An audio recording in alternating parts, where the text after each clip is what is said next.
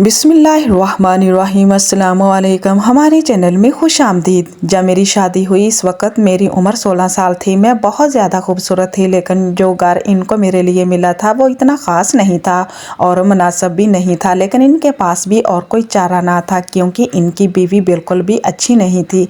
कोई भी अच्छा रिश्ता आता वो कहती कि अपनी बेटी के बारे में सोचो, इसको बस जल्दी जल्दी घर से निकाल दो, नहीं तो मेरी बेटियों के रिश्ते भी नहीं होंगे। क्योंकि जो भी घर आता वो मुझे ही पसंद कर लेता था। मैं बहुत ज़्यादा खूबसूरत थी और मेरी चची की बेटियां बहुत ही मोटी काली सी थी। लेकिन इनका रवैया मेरे साथ इतना बुरा था, बुरा नहीं था, सब कुछ ठीक था। बस कभी कभी चाची को इस बात पर गुस्सा आता था कि रिश्ता मेरी बेटियों के लिए आता है, लेकिन पसंद इसको करके चले जाते हैं। ऐसा भी होने लगा, जब रिश्ता आता वो मुझे छुपा देती। बस फिर चचा ने तंग आकर जहाँ भी मुझे भेजना था फौरी भेज दिया। कोई पूछ गीछ ना की और ज़्यादा अमीर भी नहीं थे निकले। जिस घर में मेरी शादी हुई थी इसमें कोई भी नहीं था। मेरा शौहर कराची में काम करता था, जो यहाँ से 1 दिन की दूरी पर था, इसीलिए वो बार बार नहीं आ सकता था। लेकिन हर महीने, हर 4 महीने के बाद 1 हफ्ते के लिए आता था। मैंने कहा चलो शुक्र है बाहर का मुल्क तो नहीं, वरना तो 2-2 साल में 1 चक्कर लगाना था। घर में कोई नहीं था सिवाय मेरे ससुर के। पर मेरे शौहर ने कहा कि तुम्हें परेशान होने की कोई ज़रूरत नहीं, मेरे अब्बा बहुत अच्छे हैं। और वो वाकई बहुत ज़्यादा अच्छे थे, मेरा बहुत ख्याल भी करते थे। शादी के 2 हफ्ते बाद मेरे शौहर ने कहा कि मुझे अब जाना होगा। मैंने सिर्फ 2 हफ्ते की छुट्टी ली थी। मैंने भी सिर्फ इस बारी दिल के साथ रुखसत कर दिया। मेरे शौहर का नाम असलम था, मेरे ससुर का नाम हमीद। ससुर भी काम पर जाया करते थे। सुबह इनको नाश्ता बना कर दिया और वो काम पर चले गए। उन्होंने कहा घर को अंदर से बंद कर लेना, कोई भी आए दरवाज़ा ना खोलना। जब मैं आऊँगा तो पहले पूछना कि कौन है, मैं बताऊँगा तो मैं तुम्हें बताऊंगा, और इसके बाद दरवाज़ा खोलना। वो मुझे बहुत प्यार करते थे, बेटी की तरह मेरे नाज नखरे उठाते थे, मेरे सर पे हाथ रखते और चले जाते। वापसी पर मेरे लिए समोसे लेकर आते। मैंने कहा इसकी क्या ज़रूरत है। कहने लगे अभी अभी शादी हुई है, तुम्हारी थोड़ी खिदमत करनी पड़ेगी। आज मेरी बीवी ज़िंदा होती, मेरी कोई बेटी होती, तो तुम्हारा इसके साथ वक्त गुजर जाता। जब वो इस दुनिया में नहीं रहे तो मैंने कहा कोई बात नहीं, आप तो हैं ना। इसी तरह वो रोज़ मेरे लिए कोई ना कोई चीज़ लाया करते थे। लेकिन एक दफ़ा तो कुछ ऐसा ले आए जिसकी उम्मीद ना थी और मैं थोड़ी हैरान भी हुई। मेरा शौहर सिक्योरिटी का काम करता था, इसीलिए इसे दिन भर फ़ोन सुनने की इजाज़त नहीं होती थी और आपको 5 मिनट के लिए मुझसे बात करता था। लेकिन इतना थका होता था कि बात करते करते ही सो जाता था। मुझे ये बात अच्छी नहीं लगती थी, क्योंकि मैं पूरा दिन इस 5 मिनट के लिए इंतज़ार करती रहती थी। लेकिन इसकी मजबूरी थी, वो पूरा दिन गर्मी में धूप में सिक्योरिटी पर खड़ा रहता। थक जाता, कहता बहुत बड़ी बिल्डिंग है, लेकिन बड़ी ख़तरनाक जगह है। यहाँ पर इस तरह की चीज़ें बनती हैं जिसमें कभी कभी आग लग सकती है, इसीलिए तो अच्छे पैसे मिलते हैं।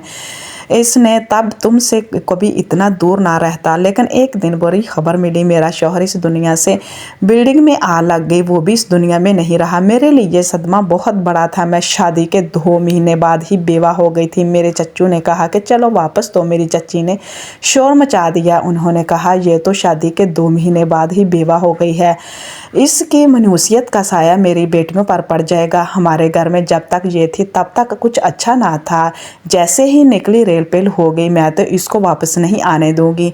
मजबूरन मैंने फैसला किया मैं अपने ससुराल में ही रहूंगी। मेरे चच्चू ने कहा फिक्र मत करो, आजकल तो बेवा और तलाक याफ्ता लड़कियों की शादी हो जाती है, कोई ना कोई रिश्ता मिल जाएगा। मैं तुम्हारे लिए कोई और रिश्ता तलाश करता हूँ। लेकिन मैं शादी करना नहीं चाहती थी, क्योंकि मुझे मेरे शौहर की बहुत याद आती थी। मेरे ससुर काम से जल्दी वापस आ गया और मैंने देखा कि इनके पास एक सफ़ेद रंग की बेडशीट थी। कहने लगे बेटा ये बिछाकर सोना। मैंने कहा ठीक है, लेकिन मुझे इनसे पूछना चाहिए था कि मैं ये बिछाकर क्यों सोऊं। इन्होंने इतना कहा कि तुम्हारे लिए लाया हूँ, अपने बिस्तर पर बिछा लो। मैंने कहा घर से लाई होंगे, वैसे भी इस घर में कोई इतनी ज़्यादा चीज़ें तो नहीं थी, मुझे जहेज़ देने वाला कौन था। लेकिन हैरत मुझे तब हुई जब सुबह मेरे ससुर ने कहा कि वो बेडशीट मुझे वापस कर दो। मुझे लगा कि शायद उन्होंने रखने के लिए दी थी। मैंने कहा लेकिन मैंने तो बिस्तर पर बिछा दी थी, मैं इसी पर सो भी गई थी। उन्होंने कहा कोई बात नहीं, अच्छा किया जो इस पर सो गई, लेकिन अभी मुझे वापस कर दो। मैंने वो बेडशीट उठाई और अपने ससुर को वापस दे दी। उन्होंने शापर में डाल दी और अपने साथ ले गए। देखने में तो नहीं लग रही थी, लेकिन शायद महंगी थी जो लेकर आए, इसीलिए वापस करने चले गए थे। मैंने भी कुछ ज़्यादा सवाल जवाब ना किया और बेडशीट वापस कर दी। मुझे मेरे शौहर की बहुत याद आती थी, लेकिन आज रात तो मुझे बहुत अच्छी नींद आई, जबकि पिछले दिनों तो मैं सारी रात रोती रहती थी, रो रो कर हिलकान हो गई थी। ऐसा लगता था कि ये सब झूठ है, अभी वो वापस आ जाएंगे और आकर कहेंगे कि वो खबर झूठी थी। मैं तो बिल्कुल ठीक हूँ, मुझे कुछ नहीं हुआ, लेकिन ये तो सिर्फ दिल की तसल्ली देने की बातें होती हैं ना। इसी तरह थोड़ी ज़िंदगी में कोई आता है वापस, और ना ही ऐसा कुछ होना था। ये तो बड़ी है, बुरी है, इंसान के साथ साफ नहीं करती और इसको ऐसी सूरत हाल में डाल देती है, इसके लिए वो तैयार नहीं होता। मैंने कब सोचा था कि मैं इतनी जल्दी बेवा हो जाऊंगी और मेरा शौहर, जिसके साथ मैंने सिर्फ 2 हफ्ते गुजारे थे, इस दुनिया से ही चला जाएगा। इस बाकी था शायद मैं उम्मीद से हूँ, मेरे शौहर को गए हुए अभी सिर्फ 1 महीना ही हुआ था। कुछ दिन और गुजर जाते तो शायद मुझे पता चल जाता माँ बनने वाली हूँ या नहीं, क्योंकि जब मेरा शौहर वापस गया तो इससे 3 दिन पहले वो मेरे साथ था, लेकिन जब वापस गया तो इसके 2 दिन बाद ये खबर आ गई थी जो इस दुनिया में नहीं। इसीलिए मेरे पास एक उम्मीद थी। तो रात को ससुर वापस आए तो इनके पास फिर से नहीं बैठी थी, कहने लगे बचा लो। मैंने कहा इनके पास फिर से बेडशीट थी, कहने लगे बचा लो। मैंने कहा क्या बात है, आप वापस ले क्यों चले गए थे? तो कहने लगे जिस दुकान से ली थी। एक दोस्त ने कहा कि मैंने भी इस दुकान से ली थी, पर आपने तो सस्ती ली थी, मैंने महंगी ली है, तो मैं वापस लेकर चला गया और झगड़ा किया, लेकिन फिर इसने मुझे 200 रुपये वापस कर दिए। तुम भी जाकर सो जो, कोई मसला नहीं। वो ही हुआ जिसका मुझे भी अंदाज़ा था। मैंने कहा ठीक है। मैंने फिर से बेडशीट बिछा ली और मैं सो गई। ऐसी सोई कि सुबह मेरी आँख खुली, लेकिन सुबह मेरी तबीयत बहुत अजीब हो रही थी। मुझे लगा मैं माँ बनने वाली हूँ। तभी मुझे इस तरह से चक्कर भी आ रहे थे और बदन में भी दर्द हो रहा था। लेकिन सुबह जब नाश्ता बना रही थी तो ससुर ने फिर से कहा कि मैं बेडशीट वापस कर दो। मैं हैरान रह गई। अभी मैं इनसे पूछना चाहती थी तो उन्होंने कहा मेरे पास टाइम नहीं है, जल्दी जल्दी वापस ले और जल्दी जल्दी वापस लेकर आओ। मैंने जल्दी से वापस कर दी और बिना कोई जवाब दिए बाज़ार चले गए और कहने लगे बहुत काम है मुझे बेटा, तुम अपना ख्याल रखना। मैंने कहा ठीक है। ये क्या हो रहा है, कभी वापस करते हैं कभी लेकर आते हैं, पता नहीं क्या कर रहे हैं। बूढ़े लोगों की हरकतें भी अजीब होती हैं, लोगों की बातों में आ जाते हैं। अगर बेडशीट ले ही ली है तो रख लें चुप करके, इस दोस्तों से क्या फ़र्क पड़ता है। आजकल दसों में एक टाइम का खाना भी नहीं बनता, लेकिन मेरे ससुर को कौन समझाता। मेरी तबीयत पूरा दिन ख़राब रही। मैं खुश होती रही माँ बनने वाली हूँ, क्योंकि इसी तरह मुझे इस बात का यकीन हो जाता कि मेरे पास मेरे शौहर की कोई निशानी रह जाएगी। मैंने सोच लिया कि अगर बेटा हुआ तो मैं इसका नाम अपने शौहर के नाम पर रखूँगी। इसी तरह असलम मेरी ज़िंदगी में वापस आ जाएंगे।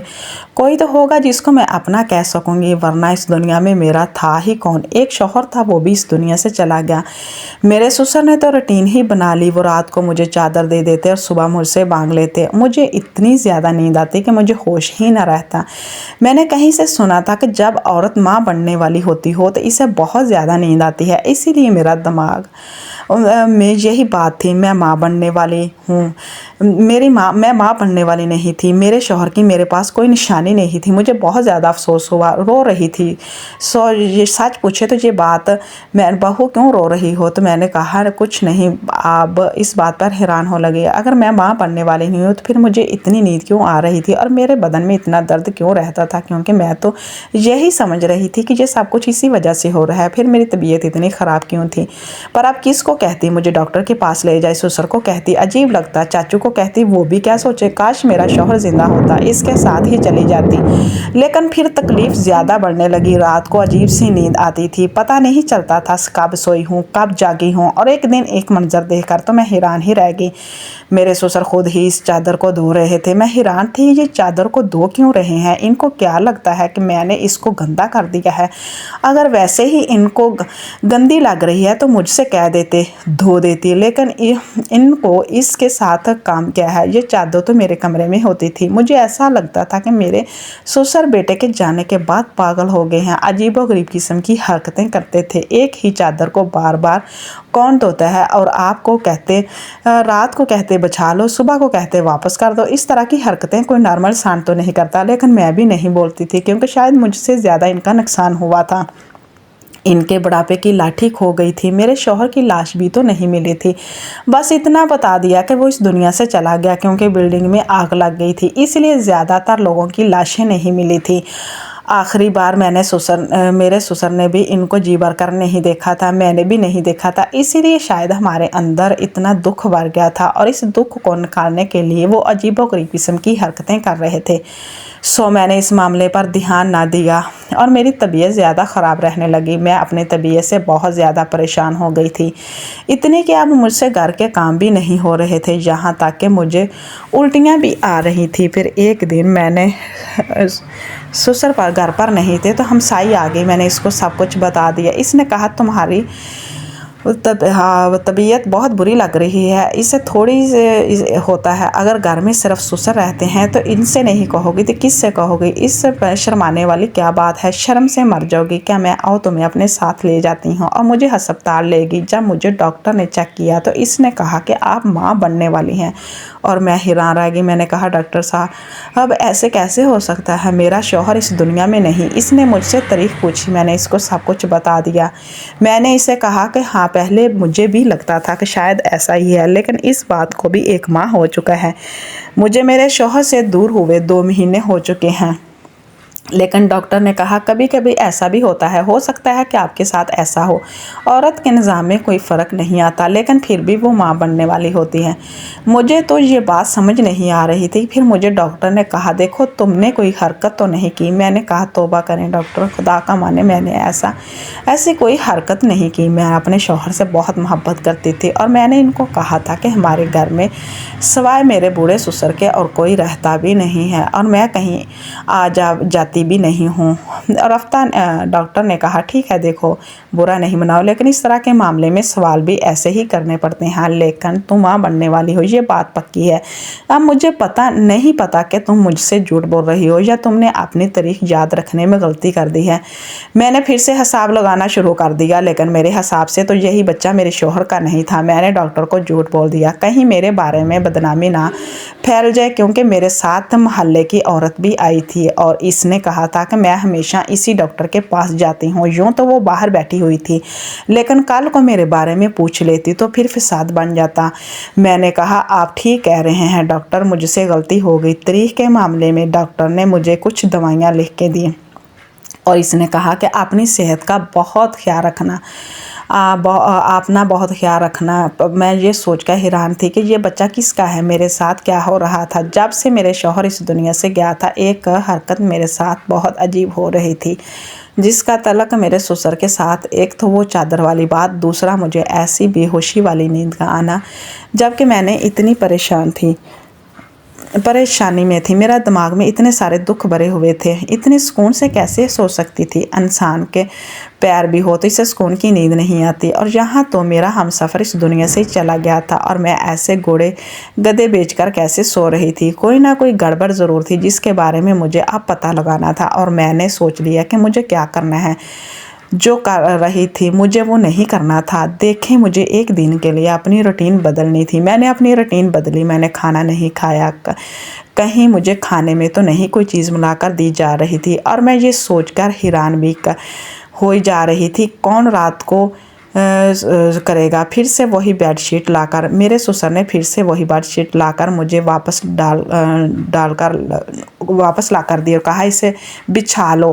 पता नहीं अपने साथ लेकर कहाँ जाते थे और क्यों। मैंने कहा जी ठीक है बिछाकर सो जाओगी, लेकिन आज मैंने बिस्तर पर वो बेडशीट ना डाली और बिस्तर पर जाकर लेट गई। लेकिन मैं हैरान थी कि आज मुझे नींद नहीं आ रही थी।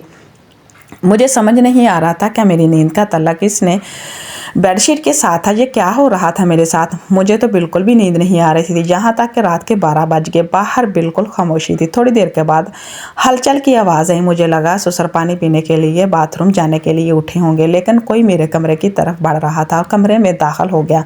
कमरे की लाइट बंद थी और मैंने सांच खींच कर सोने की एक्टिंग शुरू कर दी, क्योंकि मुझे देखना था ये कौन है। वैसे मुझे बहुत ज़्यादा डर भी लग रहा था, इसका मेरे कमरे में क्या काम था। लेकिन थोड़ी देर के बाद जब वो शख्स मेरे करीब आकर लेट गया और मुझे अपनी बाहों में भरने की कोशिश करने लगा तो मैंने चीखना चिल्लाना शुरू कर दिया। जैसे ही लाइट ऑन की तो ये देखकर हैरान रह गई, कोई और नहीं वो मेरा ससुर था। इसने बिस्तर की तरफ देखा और गुस्से से कहा चादर नहीं डाली थी। आज मैं हैरान रह गई किस तरह से बात कर रहे थे मेरे साथ। मैं चिल्ला रही थी। वो बोले, बदजात औरत, क्यों चिल्लाती हो? पूरी तरह घबरा गई। मैंने कहा, आप यहाँ क्या कर रहे थे? मेरे ससुर घबरा गए। मैंने ज़ोर से चलाना शुरू कर दिया, यहाँ तक कि मोहल्ले के लोगों ने दरवाज़ा खटकाना शुरू कर दिया। ये क्या हो रहा है? वो औरत भी अंदर आ गई, इसका शौहर भी, जिसके साथ मेरी थोड़ी बहुत ही दोस्ती थी।